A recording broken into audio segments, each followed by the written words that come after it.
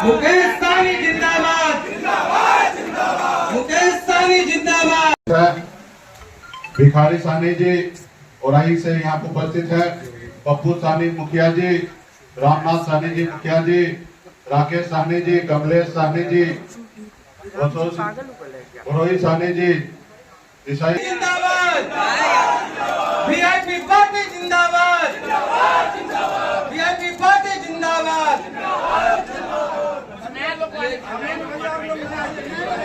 और लोग जो है और साथी जो है महामाला में शामिल हो जाए।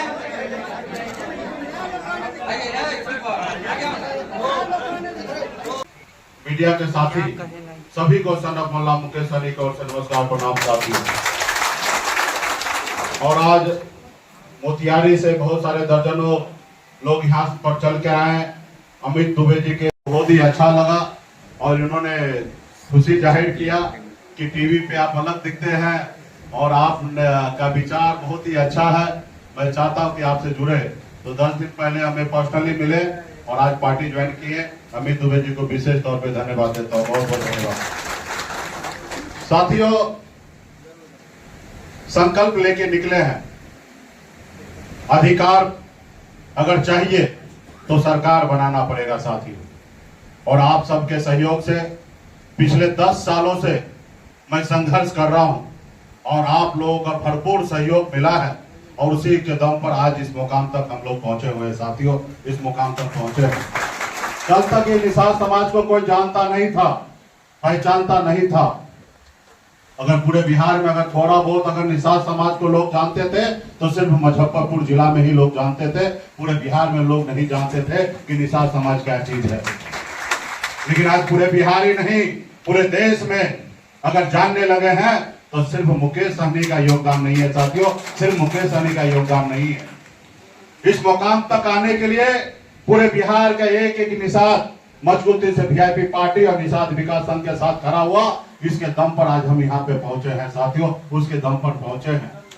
तो साथियों, कोई भी लड़ाई 2-4 दिन में नहीं जीता जाता साथियों, उसके लिए समय लगता है।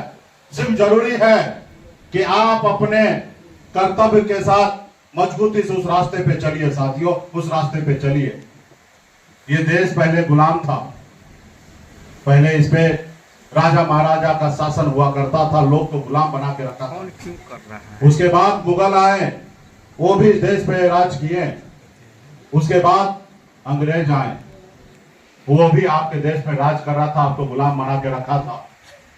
और आपके पूर्वज, हमारे पूर्वज ने 250 साल तक लड़ाई लड़े, तब जाके हमें आजादी मिला साथियों, तब जाके आजादी हमें मिला। हजारों नहीं लाखों की संख्या में हमारे पूर्वज शहीद हुए, उसके बाद हमें आजादी मिला साथियों, उसके बाद आजादी हमें मिला। और आजादी के बाद बाबा साहब भीमराव अंबेडकर ने हमें एक संविधान बना के दिए। उन्होंने देखा कि पहले किस तरीके से गरीब पिछड़ा दलित को पशु समान समझते हैं, उनको गुलाम बना के रखते हैं। तो बाबा साहब ने कहा कि नहीं, ये लोकतंत्र में, इस देश में लोकतंत्र होना चाहिए। कोई किसी के ऊपर मालिक नहीं होगा, जनता जिनको चुनेंगे वही लोग देश को चलाएंगे। राजा का बेटा प्रधानमंत्री बनेंगे। तो साथियों, हमें संविधान में ताकत मिला वोट गिराने का, और आप अपने वोट के दम पर बड़े से बड़े ओहदे पे जा सकते हैं। जैसे हमारे आदरणीय लालू प्रसाद यादव जी, मुलायम सिंह यादव जी, दलित की बेटी बहन मायावती जी, इन लोगों ने पैसे के दम पर अपने अपने राज्य में मुख्यमंत्री ने बने, अपने लोगों के वोट के दम पर राज्य में मुख्यमंत्री बने और अपने लोगों के साथ न्याय किए साथियों। अगर लालू प्रसाद यादव जी राज्य में मुख्यमंत्री नहीं बनते तो गरीब पिछड़ा लोग जो कुर्सी पर नहीं जमीन पर बैठते थे, वो कुर्सी पर बैठने का उनको नसीब नहीं मिलता। ये किसके दम पे हुआ? ये उनके दम पे हुआ जो सामाजिक न्याय को चाहते हैं कि वो आगे बढ़े, और उसी के लिए हुए हैं। आज भी इस राज्य में 3 तरह के लोग हैं।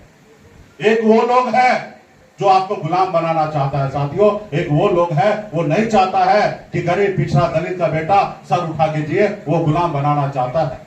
और एक वो लोग हैं जो ये गुलामी के जंजीरों को तोड़ना चाहते हैं, जैसे आप लोग बैठे हैं, हम लोग जो गुलामी के जंजीरों को तोड़कर सर उठा के जीना चाहते हैं साथियों।